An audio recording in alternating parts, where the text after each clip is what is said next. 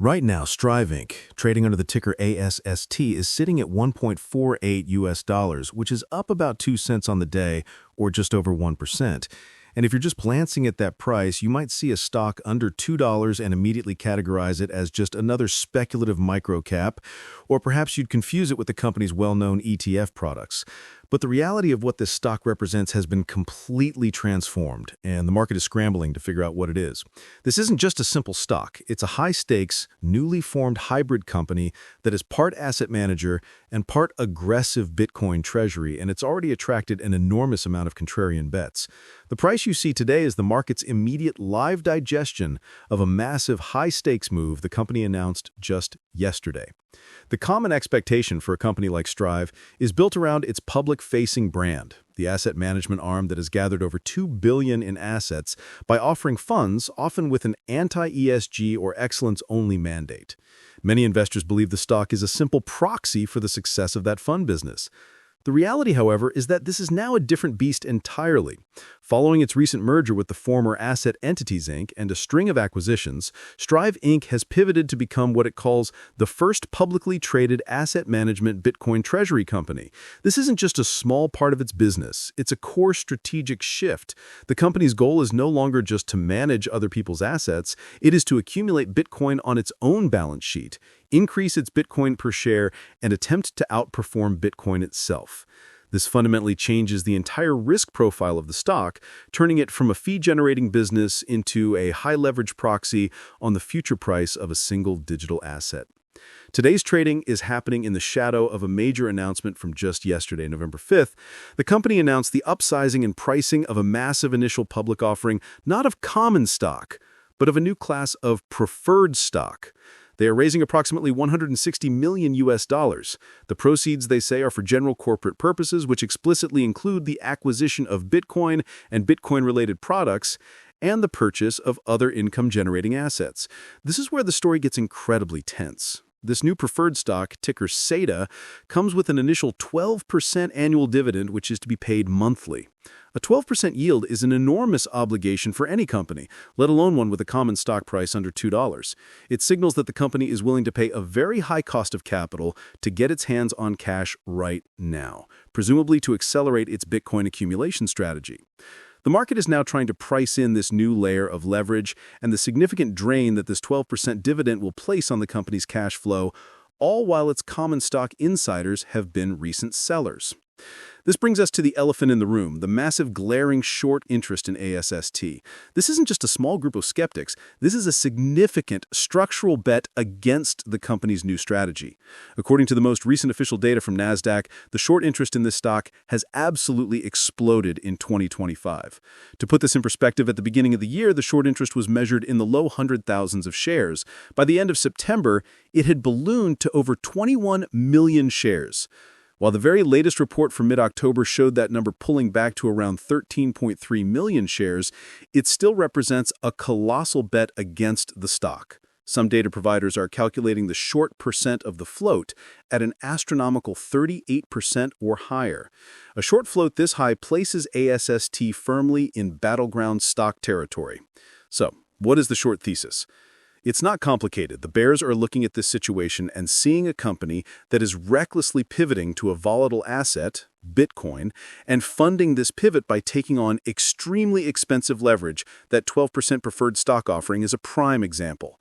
They see the dilution from the recent mergers and acquisitions, they see the insider sales from key executives, and they are betting that this high-risk strategy will collapse, especially if the price of Bitcoin falters. They see a company that is, in their view, lighting itself on fire to buy a speculative asset, and they are lining up to bet on the failure. The days-to-cover ratio has been fluctuating, but with the high-volume trading we've seen, it's remained relatively low, meaning shorts can enter and exit quickly, but the sheer number of shares short is the critical metric.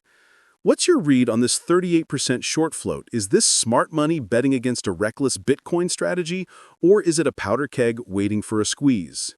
For investors, this creates a situation of extreme caution. You need to know how to track this. You can find the official short interest data published by NASDAQ twice a month. This is not a guess, it's a hard report. You can also look for data on borrow fee rates from your broker or from specialized data providers.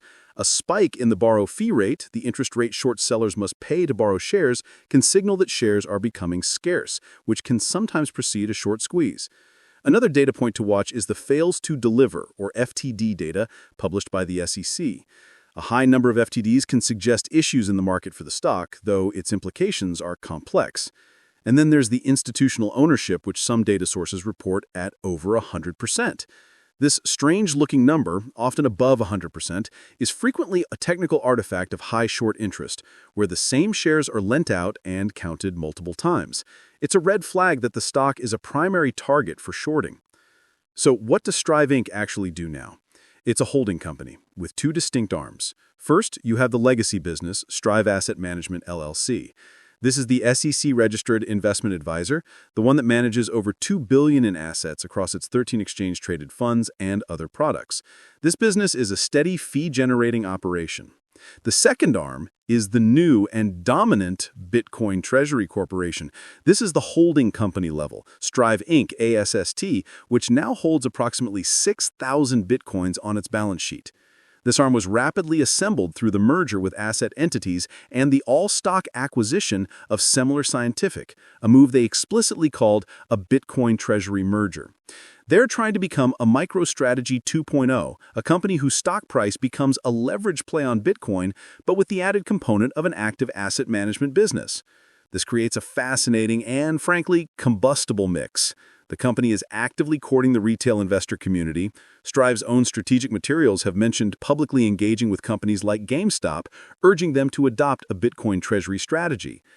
This is a clear signal that they are aware and attempting to align with the meme stock and Bitcoin maximalist retail crowd.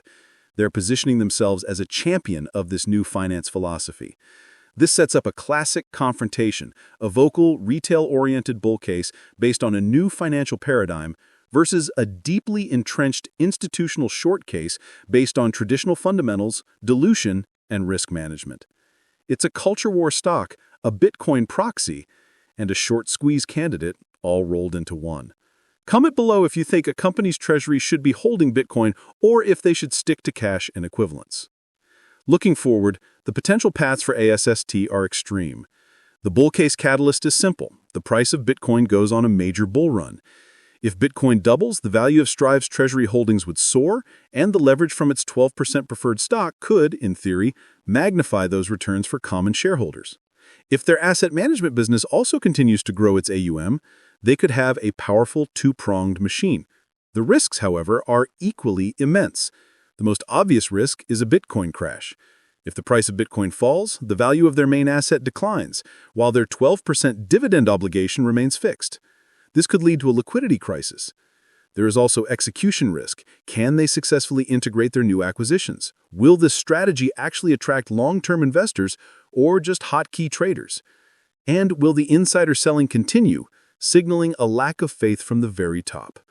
So to circle back, the expectation that ASST is just a quiet sub-$2 stock or a simple ETF provider is completely wrong.